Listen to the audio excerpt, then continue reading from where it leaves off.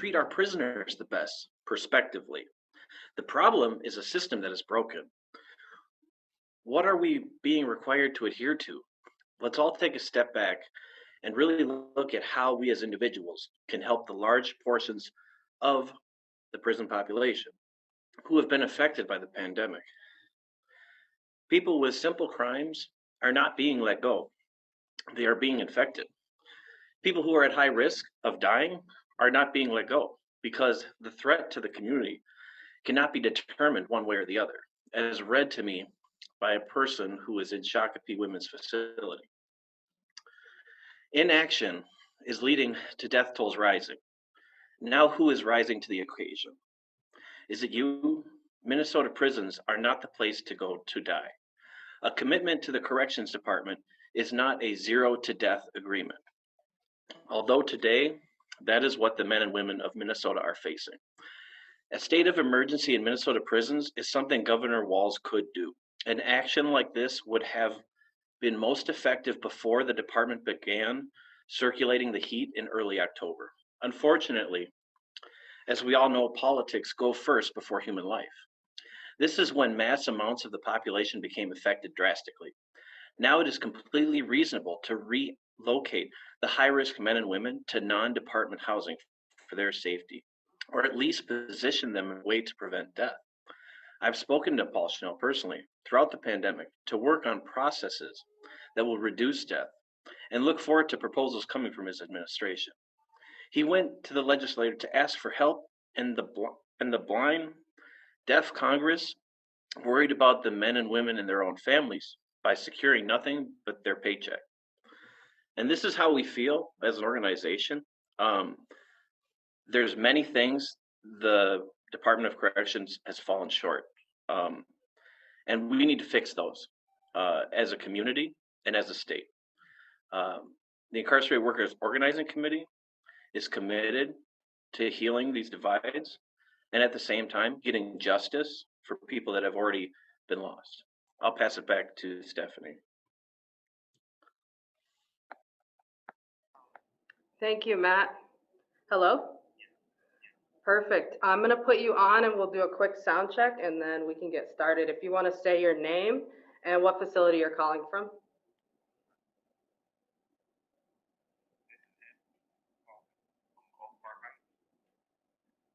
Can you hear that? Go ahead. Does that sound, can you, okay, yep, people are thumbsing up. So you're live. Anthony from Oak Park Heights. We just wanted to ask you a couple questions about your experience there, how things have been going lately with regards to sanitation and PPE, and then we can get into some other things later. Sound good? Yes. With the PPE, the only requirement is that anytime you are out of your cell, you are required to wear a face mask, and they are provided by the state. Everyone at this point has about 4 or 5 of them, so you have an ample supply so you can wash them, and you will always have a mask to wear. So that's a requirement. As far as the sanitation, at the onset of COVID, it was a lot more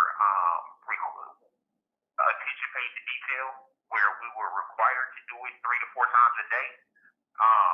But once this funding expired, like they kind of pulled back and it's no longer required, right?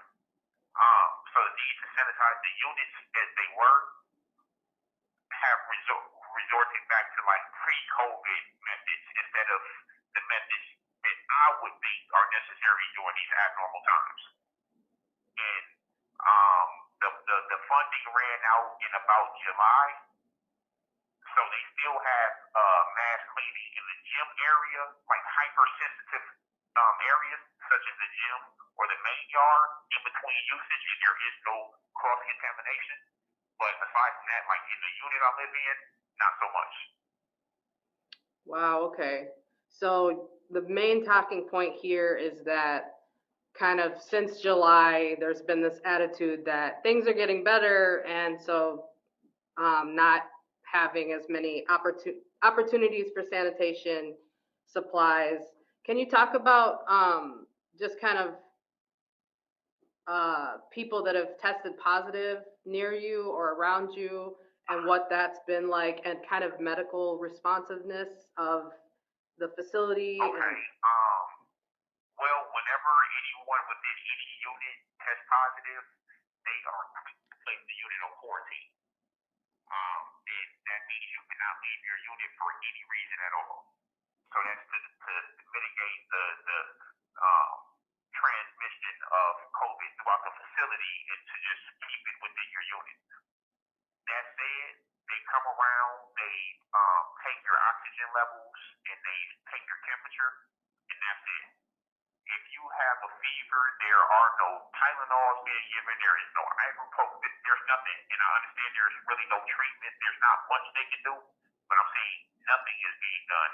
And then, on top of that, like, this is a problem with the transports, and I don't know what is being presented to the world as far as like industry protection for the DOC, but here on the ground where I am here and I have like, for instance, follow me if you will, they'll have, and this has happened, they'll have a prisoner from another prison such as St. Cloud, which is intake for the DOC. So if you come into prison, everyone has to go through St. Cloud. Mistakes are made and repeated instead of being learned from. So you'll have a guy in St. Cloud, he'll be scheduled to come to Oak Park Heights.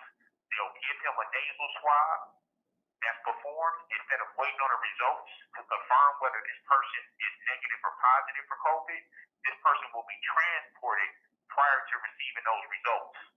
Then, when he's here at Oak Park Heights, they'll get a phone call and say, oh, you know the guy you just bought from St. Cloud? He tested positive, right?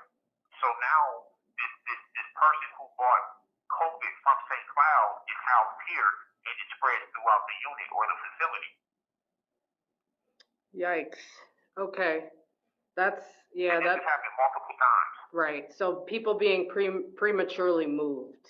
Okay. Yes, instead of giving them the nasal swab as they're doing and waiting on the results. Right. Okay. Last couple minutes, can you talk quick about, you had mentioned visitation when we talked Okay. last. Can you talk about that quick and how that's been suspended and 100%. Visiting. I feel like, and we feel like collectively, that visiting is the lifeblood of like a healthy experience in here, right? Because if you don't have these things to look forward to, you can imagine just like what everyone feels and the chaos that it can ensue from there. So we have not had visits over here since February, March, and it's like whenever you speak to this, there are no answers. You're just always met with talking points. Now, they have this testing mechanism in place. They say the testing rate has to be 0.005% or lower. Whereas anywhere in society, like when these things are going on, schools, business, whatever, it's 0.5. You get what I'm saying? So the testing rates are more stringent in here than they are anywhere else in the world. And it's like, with that being said, the goal of opening the visiting rooms and allowing us and our visitors to interact are kind of, it feels like diametrically opposed to that of the administration, whose goal is to keep it closed. right? And they have other things such as non-contact visiting booths that have never once been utilized, right? Right. That way, even if we're behind the glass, there is no contact. But they have done nothing in all of this time to open up the visiting room. And then these numbers that I'm telling you, the 0.05, it's like that includes us, like 450 men over here, as well as staff. So that's saying just without the staff, just take 450 individuals. That means 2 people are positive and there's no visiting. 2 out of 450, and that's not including staff. But there's nothing being done. Who's to say staff won't go home? Like, they're required to wear masks here, but as soon as they leave, they can rip those masks off. They they get tested next time, they're positive. I don't have a visit. They get to go home with their families and do whatever they do. And like, who's to hold them responsible or accountable in any way? Right. Absolutely. Can we take a couple questions and then we'll probably have our next caller here. Angela wants to ask you something. Anyone else that has a question can follow Angela. You can raise your hand with the hand raising tool, or you can give me an emoji or just wave at me or unmute after Angela. Go ahead. I have a quick question. In regards to the quarantining, when someone is positive within a unit, are you guys separated by wings based on positive, negative? An inmate at the Minnesota Department of Corrections, Rush City Correctional Facility. I think he's gone. Oh, shoot.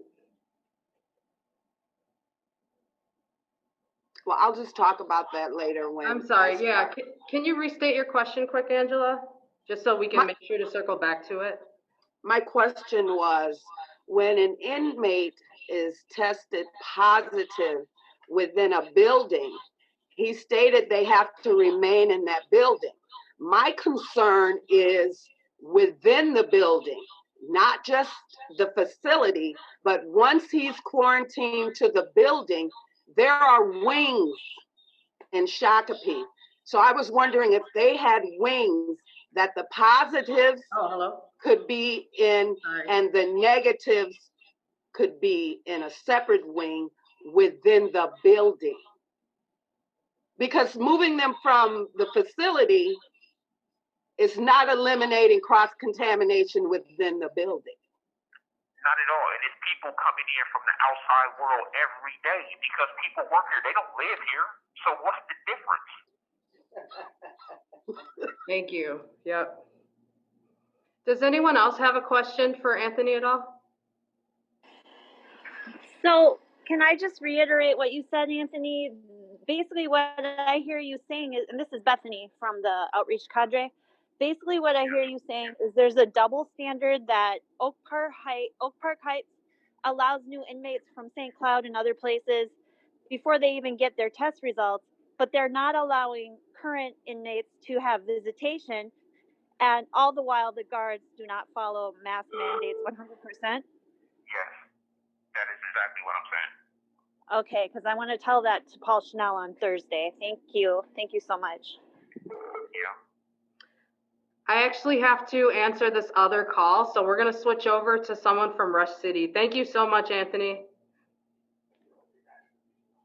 Hello, this is a prepaid. This call is from a collection facility and is subject to monitoring and recording. Thank you for using GTL. Hello? Yeah. Hi, is this Mike? Yeah, this is Mike. Mike, can you hear us okay? Yeah, I hear you. Can folks hear Mike, or if you can speak up a little bit or turn any volume up, that'd be great. But do you want to introduce yourself and where you're at and how things are going for you? Hi, my name is Michael Francis. I'm currently at Rush City facility, and we just recently came off a quarantine lockdown about 2 weeks ago, and I think the way that they responded to it contributed more to the spread versus preventing the spread. Starting with the double bunking, which magnifies the COVID, the pandemic has magnified why double bunking needs to go away, because with all the cases that we end up, all the positive cases that we had in here, they end up running out of space for the cells that they had put to the side or reserved for isolation or quarantine. And so we had individuals that were testing positive and their cellie testing negative, and they were forced to be in the cell with each other. Even after the cellie tested negative continued to test negative, they still kept them in the cell with them because they didn't have anywhere to put them. The swampers was given in between each flag period because they had cohorted flags. They were supposed to be allocated 15 minutes of time to clean between the flags to sanitize all the commonly touched areas, and the chemicals that we have here, they have to sit for at least 10 minutes to kill any germs or viruses. But you had some of the staff that was more focused on running the next flag, and instead of giving the allocated 15 minutes, the swampers only get between 5 and 8 minutes, which was not a sufficient enough time to allow any contamination of the virus to be killed with the chemicals and wiped away. All right, I'm going to pause you real quick. Could folks hear that, or do I need to reiterate? It might be really quiet. I'm sorry. Basically, he said that the staff is rushing the sanitation process. So they used to say, spray all this stuff down, make sure you wait 10 minutes and let the sanitation actually kill those germs. They're being rushed and saying, go ahead and do it in 5 minutes. We got to go. We got to flip you all out. Can you quick tell us what facility you're speaking to? Rush City. Rush City. Sorry, go ahead. What else were you? Another thing, the individuals that was placed on quarantine isolation status, they was given a flag to their cells, but on 2 occasions, I got the dates written down, I just don't have them in front of me right now, but on 2 occasions during the isolation class, the staff or no one supposed to be in the unit during their flag time. And on 2 occasions, we had staff that was actually in the unit and actually interacting with individuals that had positive cases without having on protective gear.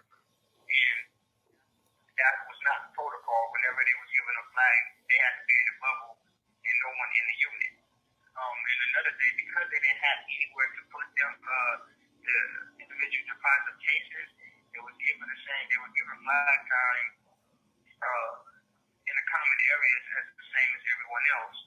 And so that became another problematic thing because with the swampers not having enough time to actually sanitize and wipe the stuff away, you got individuals with positive cases touching the same phones, kiosks, ice machine, everything else, washing machines, everything else that everyone is using. And so I feel like, those things contribute more to the spread versus preventing the spread. And they're more reactive instead of proactive. They wait for something to happen and then act.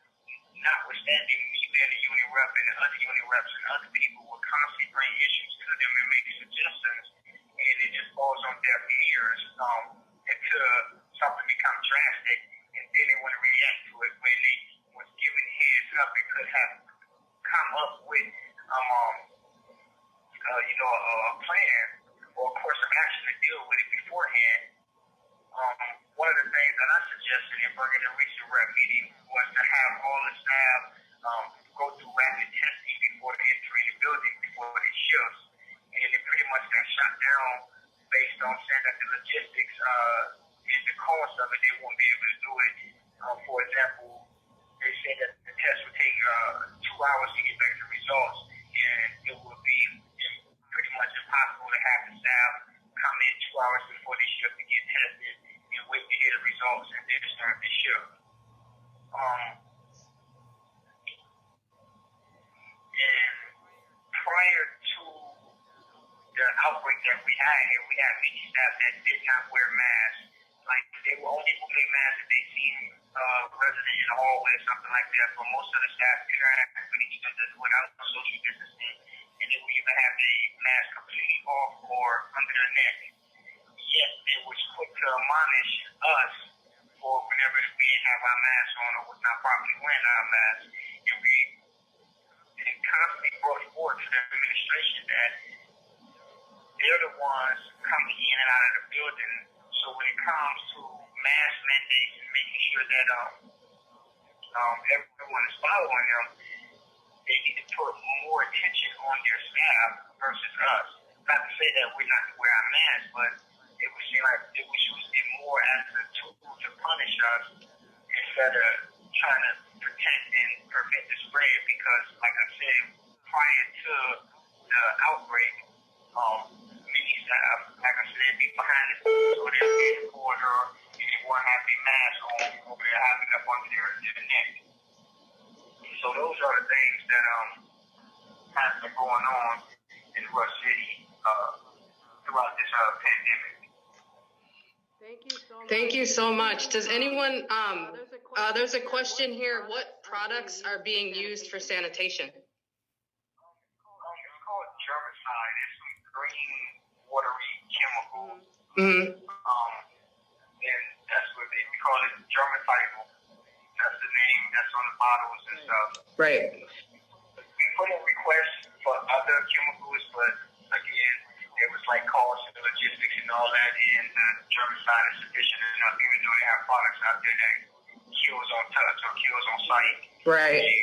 They rather use the cost-effective mid-core products. Min-core products. Okay. So those are products manufactured by prisons. Angela will talk about that. Antonio, did you have a question? Yes.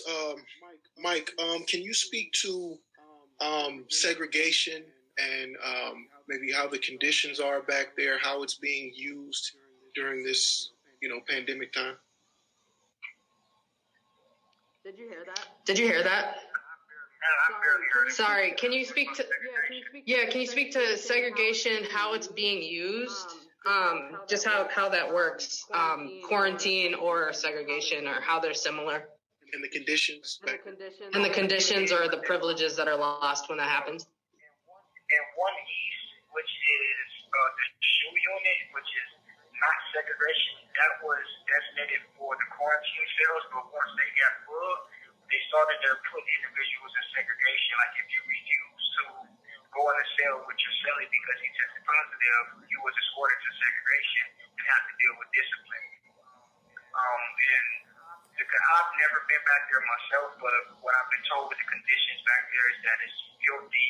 It's very cold back there. The lights stay on from 6 a.m. I think to 10 o'clock, and you only can flush your toilet, I think, once every 30 minutes. So I know it's you don't get to flush your toilet that much, but like I said, I've personally never been back there, but they have been using it during the outbreak. Was if you refuse to go in the cell, whether you had underlying conditions or not, especially if you had underlying conditions, you will be escorted to segregation for disobeying a direct order. So you have to choose your health or disobeying a direct order. Thank you so much, Mike. I'm gonna move on to Angela. We're kind of behind on time, but Angela's gonna speak to her experience, and then we have her mother will be right after that. Go ahead, Angela, take it away. Hi, everybody. So when Stephanie did her intro, she mentioned that some of us applied for COVID early medical release program. The goal was to have 1,600 of us released. And instead, only 353 were released, and I am one of them. Since then, over 2,000 applicants have been denied. So I just want to touch on my experience upon reentry with CMR. There have been several gaps in the planning process by the DOC. Basically, we were given the option of apply, go home, and live, or remain in the prison with underlying conditions and possibly contract coronavirus and die. To me, that is just a setup for failure. Unlike other programs where you are facilitated with transitional housing, transitional funding, you have the option to work, and you're not a burden upon your family. That's discriminatory to say because I have an underlying health condition, no one has responsibility for me. However, the DOC is still getting funding for me because I'm still a ward of the state. They're not allocating any of that funding for my survival, but yet they are receiving it. And that's separate from the 800,000 that they received in coronavirus relief funding. Why aren't we being put into the strategies of how those funds are allocated?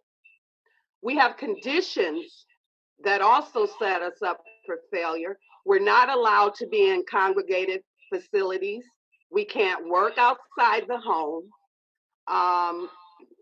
We do not receive any funding for our medical co-pays or visits, yet we're required to maintain our provider care. We have been just thrown out to society, in my opinion, to recidivate. Fortunately, I'm one of the few that's able to maintain because of the support of my family and friends. But if you look at the other 353, there's been at least half of those CMRs who have violated and returned to prison because of survival issues. I do want to talk about, since some of the inmates mentioned the inside. I don't think that the PPE is being administered properly. I would suggest to Commissioner Snell, just like they did with the Educational Commissioner from New York City and retained him for millions of dollars to come in and implement an education program that wasn't even allowed to be administered because of COVID. They should do the same and hire a consultant to come in and administer a safety plan for PPE if they are unable to do so. There's a monopoly when it comes to Mencor.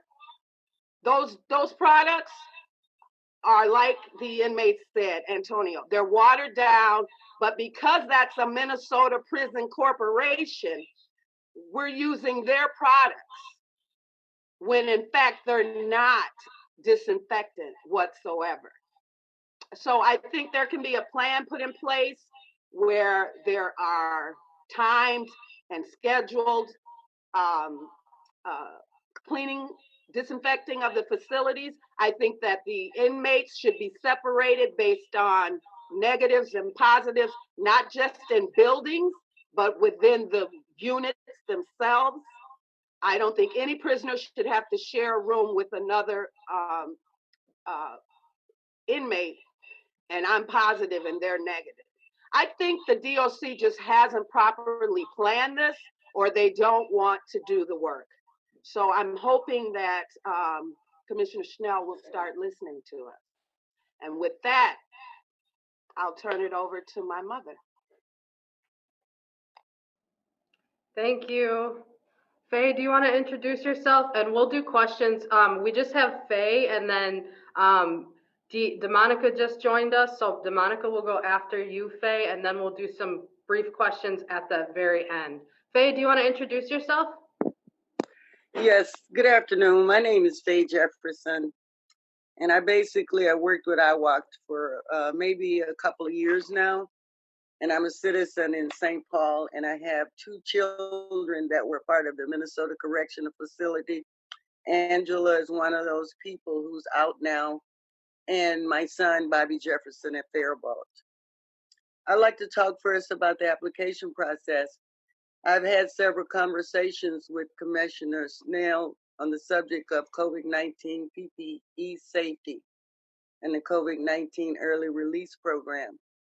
He has not been consistent, nor has he been reliable with providing documentation when requested per the DOC policy 600210, review of complaints.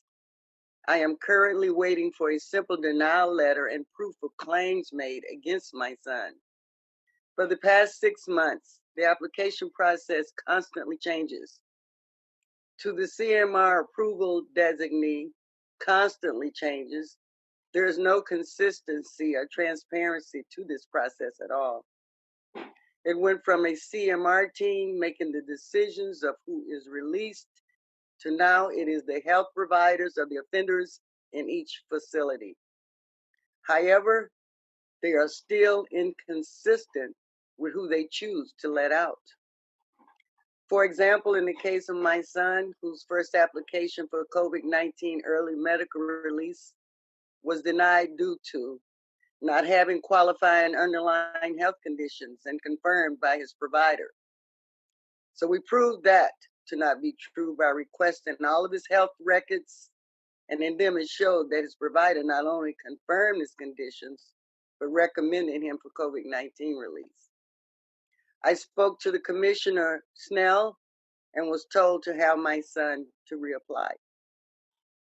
On the second application, Commissioner Snell stepped in with his discriminatory powers and overrode the decision of the provider by stating my son was not a risk to the community. This was never mentioned on the first application.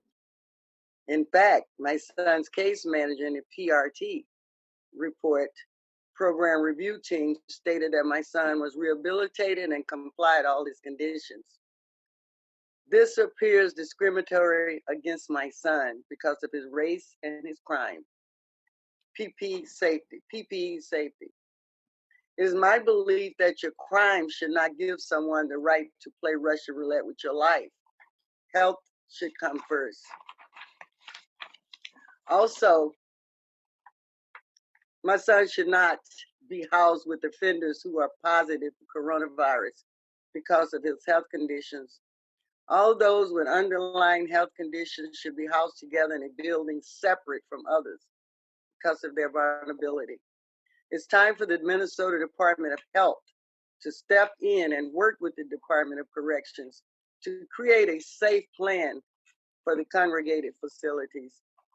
The Minnesota Department of Health and the Department of Corrections staff have not shown that they even believe their PPE practices are safe because they will not walk themselves in any of the facilities and monitor the practices of their own staff.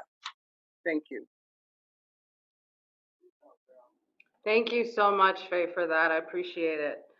All right, last we have DeMonica, and then we will do questions. When we get to questions at the end, I just want to prioritize any press that's here, and then folks from IWOC can join afterwards.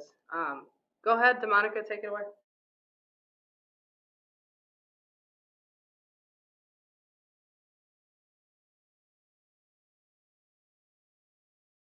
Whoops.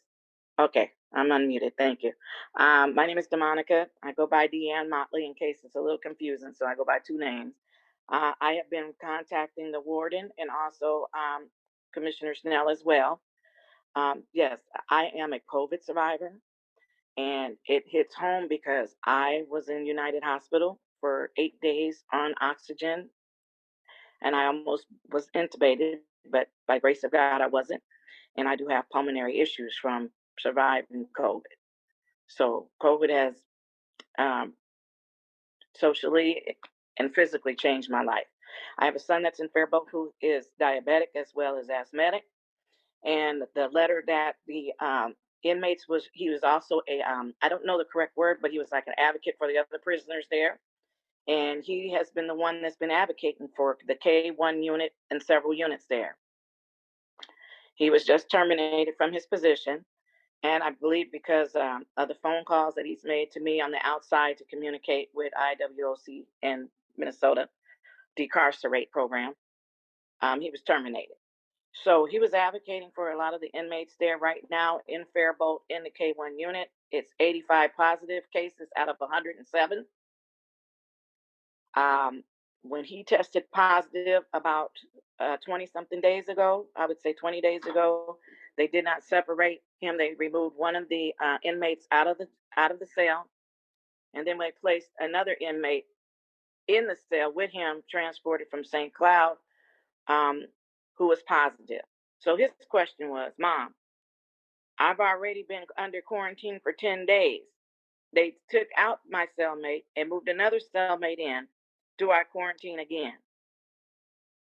And I was like, to be honest, yes. There's another inmate there that we found out is a family member, and he's there, and he's tested positive for COVID, and recently did the quarantine, came out of quarantine. Well, they transferred a lot of people from St. Cloud there because, as you know, the prisons are overpopulated. Out of 467 cases in St. Cloud, out of a unit of 600, 467 are positive. So they placed him in a unit with a person that's positive again after he quarantined. He now has COVID again. So I'm pleading with Department of Corrections to please, if you can please take the ones that are positive and separate them. Right now they have red stickers, yellow stickers.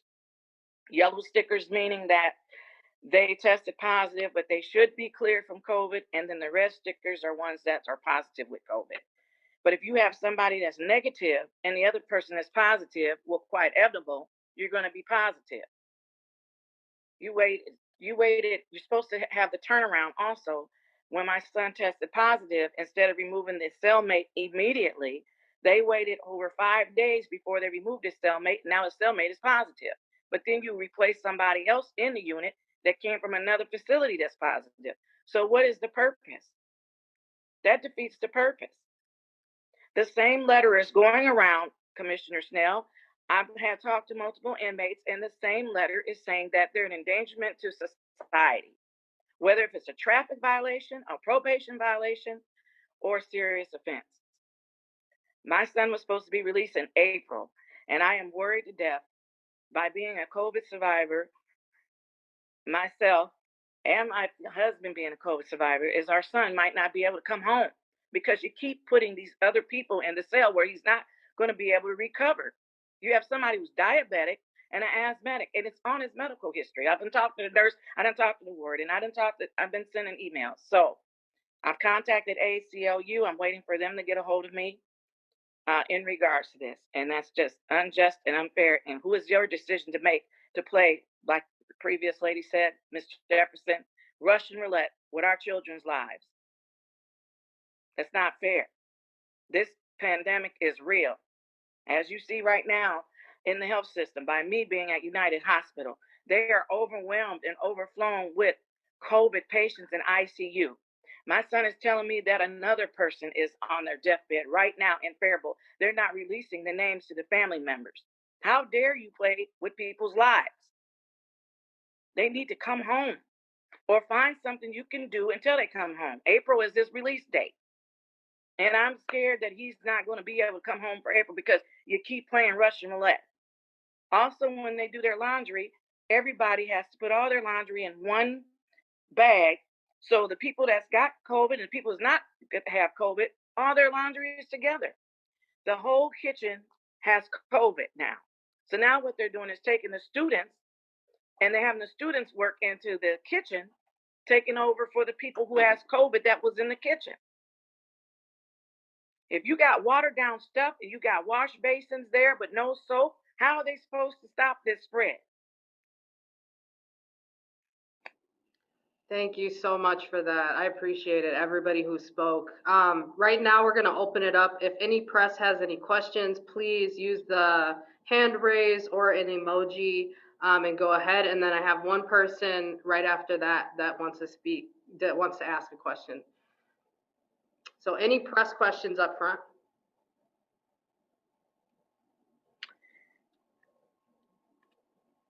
Chris? I have a question. Yeah, go ahead. This is Kirsty Marone with Minnesota Public Radio. A question for DeMonica. Did your son apply for conditional medical release? And if so, why was he denied?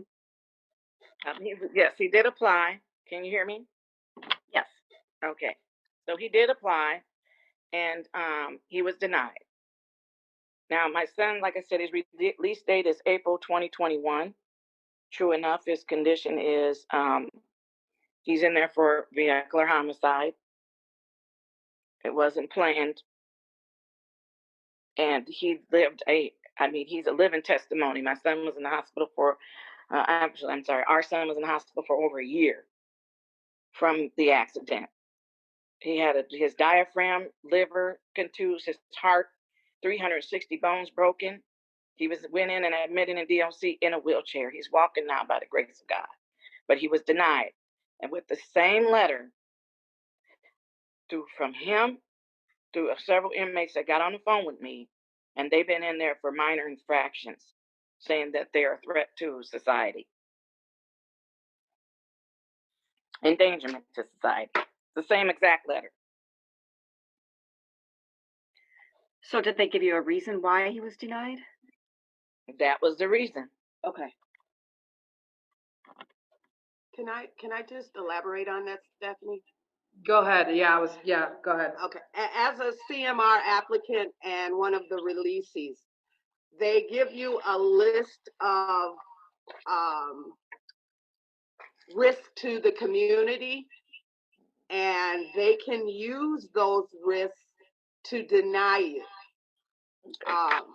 So that's how that goes. Okay. But you first have to be told by a provider that you do have an underlying condition to be reviewed.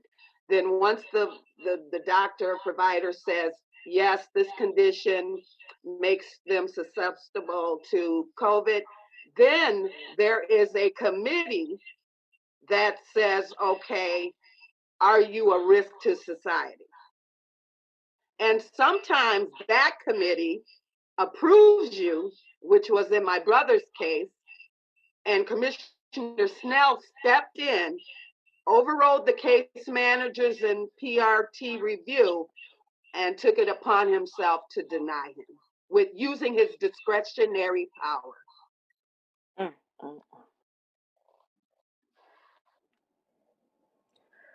Well, I do know that they reviewed his case, and they did review his conditions of asthma and diabetes.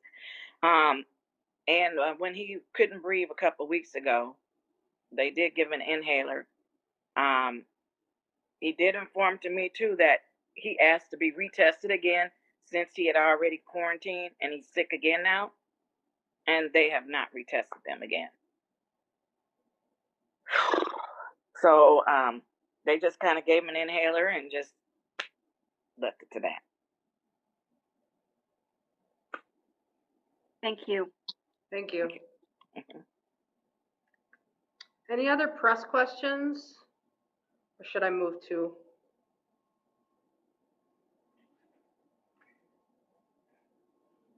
Antonio, did you have a question?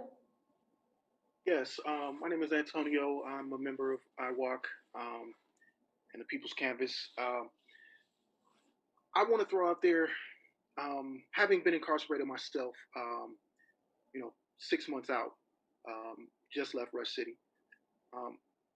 What, if any, does people's role or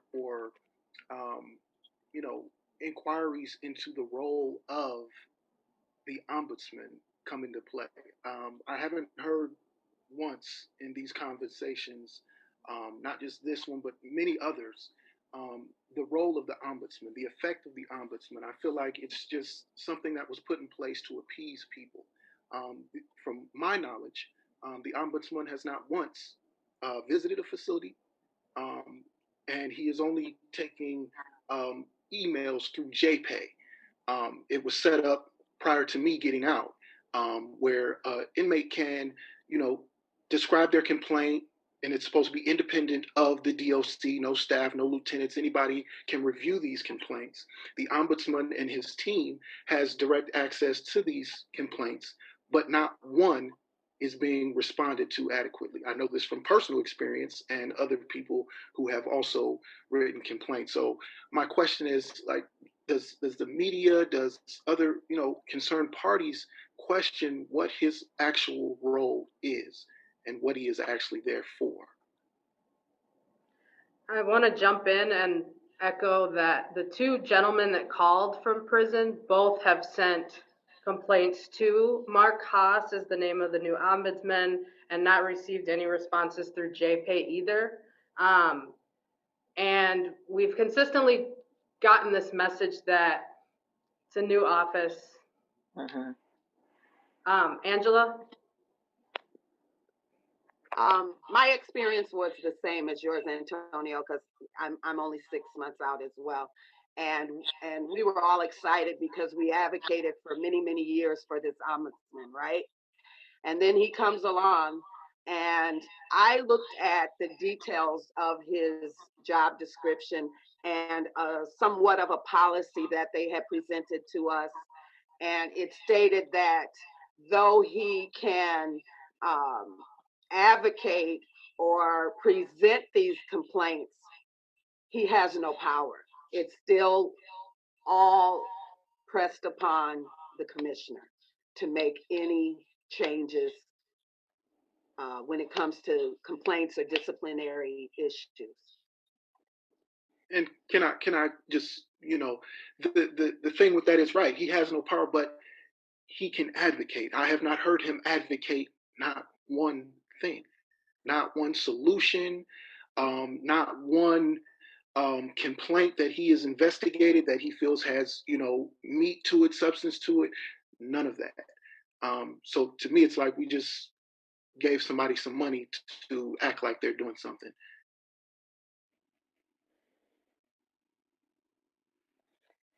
He hasn't responded. My son sent the message to him as well, so he hasn't responded either.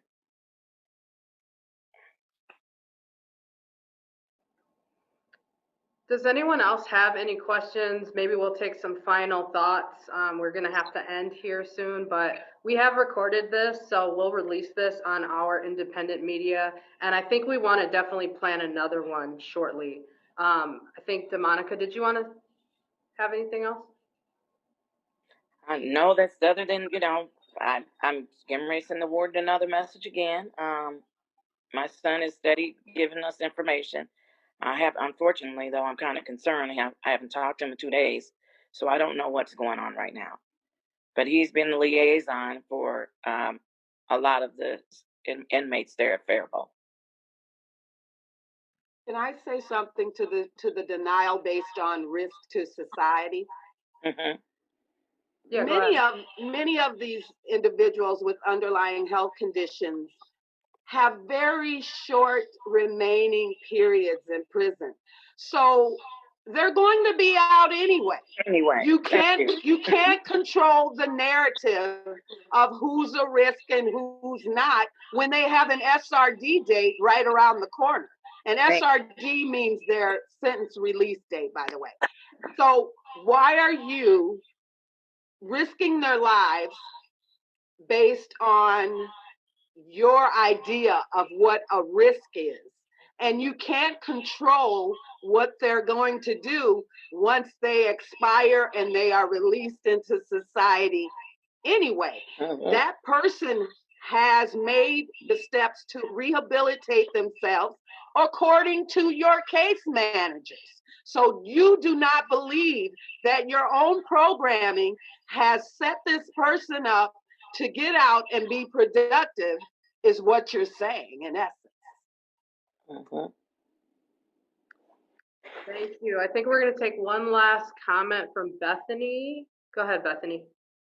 We have our phone call with DOC Commissioner Paul Schnell this Thursday at 6 o'clock.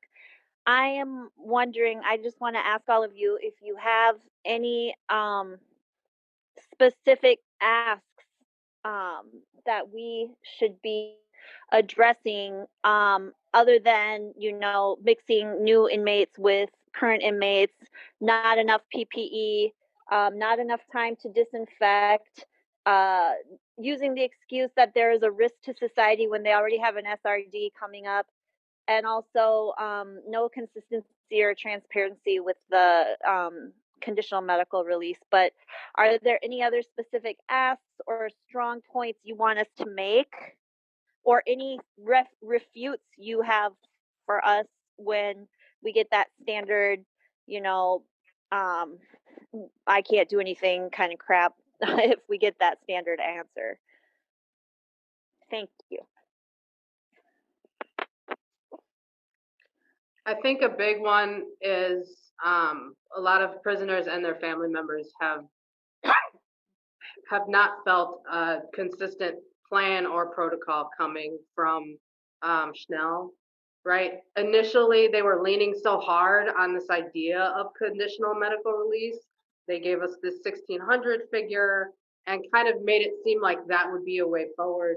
But it was just such a short a small number of people in a short amount of time. So people are wondering what's next, what else can be done, and what other political parties or factors or, like I said, we've heard a lot of passing the buck. There's been a lot of, oh, well, certain legislators have, kind of blocked us from taking action, or we've heard issues with funding.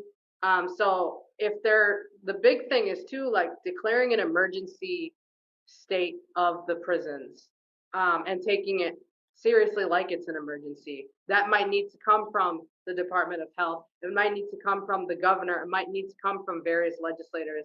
But I think those are big things. Does anyone else have anything else on that?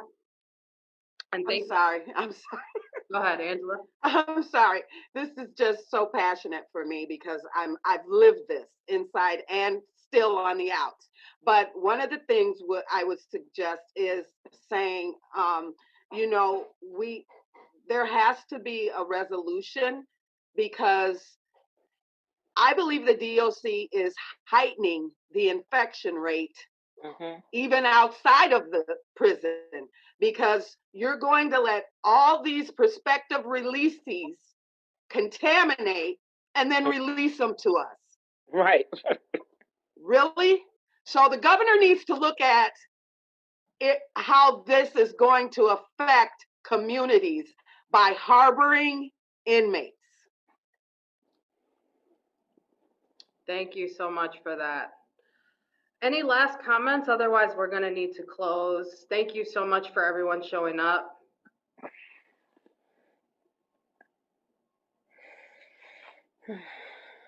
Thank you for hosting, Stephanie. Yeah, thank you so much. We'll do another one of these. Great job, Steph. Yeah, thank you. Thank you so much. I'm going to put up the screen again that shows our next two actions. The meeting with Commissioner Snell is on Thursday. Caravan to Rush City is on Sunday. So thank you all for joining. Everybody have a good rest of your afternoon. Please email us, message us on Facebook, Twitter, Instagram if you have any other questions or anything else. Okay. Thank you so much.